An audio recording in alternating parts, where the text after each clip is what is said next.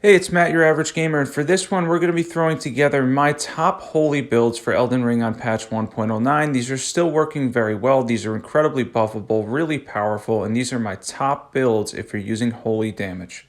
Originally, this was going to be something like a tier list and a weekend video, but I ended up coming up with two better videos that I wanted to do for the weekend, so I figured I'd voice this over and go through my best, or at least my opinion on the best, holy damage weapons in Elden Ring on patch 1.09.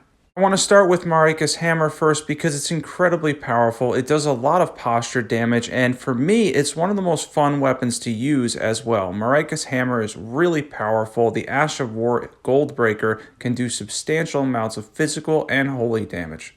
This is no doubt a good one. Marika's hammer is something that's really powerful, and you haven't tried Marika's hammer yet, you should definitely give it a try. If it's something that you have not tried yet, this is a weapon and an Ash of War that you're going to have an absolute blast with. It does a lot of damage on the area of effect with Holy, and the physical and posture damage is good too. Let's get into equipment.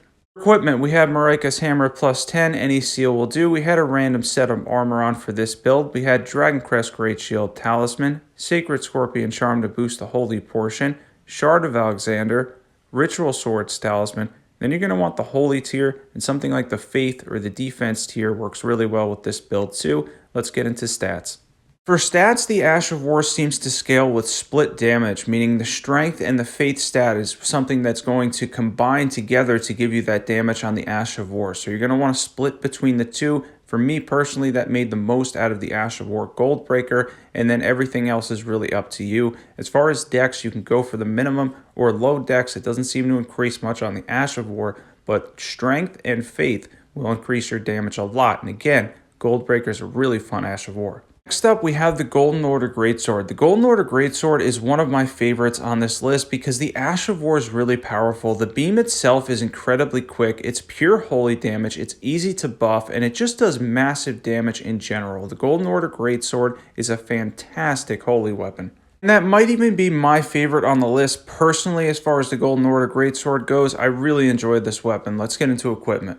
For equipment, we have the Golden Order Greatsword, preferably plus 10, any seal will do. We had the Knight's Cavalry set on, Sacred Scorpion Charm, Ritual Swords Talisman, Dragon Crest Great Shield Talisman, Shard of Alexander, and then you're going to use the Holy tier as well for this one too, because of the holy damage, the pure holy damage on that weapon art, then something like the Faith or Defense tier. Let's get into stats.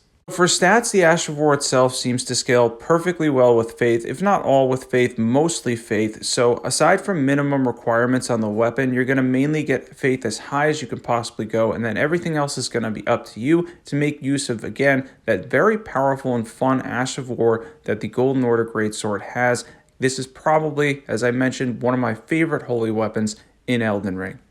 And next up, we have another personal favorite, and one of the most powerful against large targets in the game is the Envoy's Longhorn build, which is the definition of overpowered when it comes to certain targets in the game. The Envoy's Longhorn is incredibly powerful and an absolute blast to use this one too. It is extremely fun to use a weapon that uses mainly bubbles. If you haven't tried the Envoy's Longhorn, this is another one on the list that you need to try. Even if you're not a Holy and Faith build, I recommend respeccing this and just going around and taking some of the dragons down in the game. You can absolutely destroy them. It does posture damage, massive pure holy damage, and once again, the Ash of War scales primarily with your Faith stat, so if you have really high Faith in general, you're going to get massive damage out of the Envoy's Longhorn.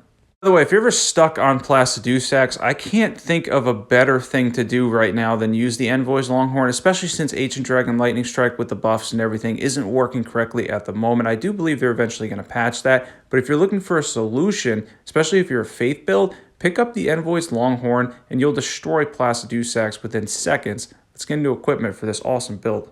For equipment, we have the Envoy's Longhorn plus 10, preferably. Any seal will do. We have the Envoy's Crown on because it's another Shard of Alexander, essentially, another 15%. Ritual Swords Talisman, Shard of Alexander, Sacred Scorpion Charm, Dragon Crest, preferably the Great Shield Talisman. Then we have the Holy tier as well to maximize the damage on that really powerful Ash of War. Let's get into stats. Ash of War scales almost entirely with Faith, if not completely with Faith, because it's pure holy damage. So once again, get your Faith as high as possible, and then you can go for minimum requirements on the weapon in all honesty, and still get massive damage out of that weapon art that's, again, really powerful against large targets in Elden Ring. This is something you're going to have a really good time with if you haven't used yet. Definitely pick up the Envoy's Longhorn. It's incredibly powerful. And next up is another favorite because this one's really powerful too, and that's the Black Knife in general, and then the Black Knife incantation, which also stacks with the Black Knife. So since we're thematically going with weapons here, the Black Knife is mainly what we're going to talk about, but it is good to know if you have the Black Blade incantation that it does stack with the Black Knife as far as the percentage damage that goes down. You only get one debuff, but the percentage damage part will stack between these two, the incantation and the Black Knife itself. So again, on this one, this is one where the entire Ash of War seems to scale almost completely with your Faith stat. So the higher you can get your Faith, the more damage you're going to get out of the Ash of War, that initial contact, that percentage damage, and between these two, you're going to get massive damage from them. This is a really powerful combination between these two. This is something you definitely got to try out, and it's really cool to pull off too, because it can be a little bit of a challenge, but the reward, the amount of damage and percentage damage you get out of it is worth that challenge. These are really fun to use in combo together. Yeah, that's just a cool Ash of War in general, and you gotta love the percentage damage. Let's get into equipment. So for equipment, we have the Black Knife plus 10. We had the Erd Tree Seal because it scales really well with Faith. We had Malachite's Set On. We had the Shard of Alexander, Sacred Scorpion Charm, Ritual Swords Talisman, Dragon Crest, preferably the Great Shield, and then we had the Holy Tier, and then you could throw in something like the Faith or Defense Tier as well. You're going to see a theme here with a lot of these builds being similar because we're boosting holy damage. So again with this, and you can throw in different incantations. As you can see there, I had the Black Blade equipped along with Ancient Dragon Lightning Strike, but for this, entirely Faith on the Ash of War, minimum requirements. The physical portion on the Black Knife is going to scale with Dexterity, but if you want to make the most out of that Ash of War, it's the Faith stat again.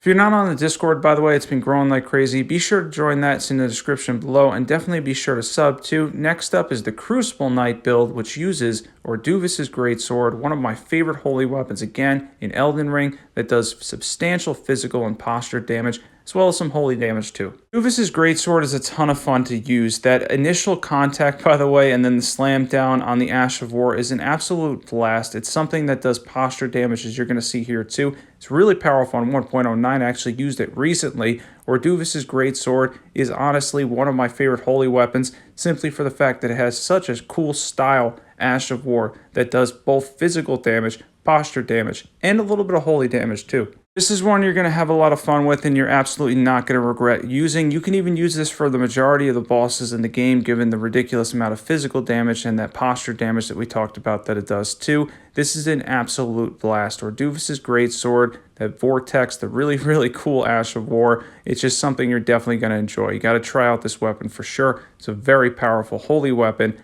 Let's get into equipment for this build.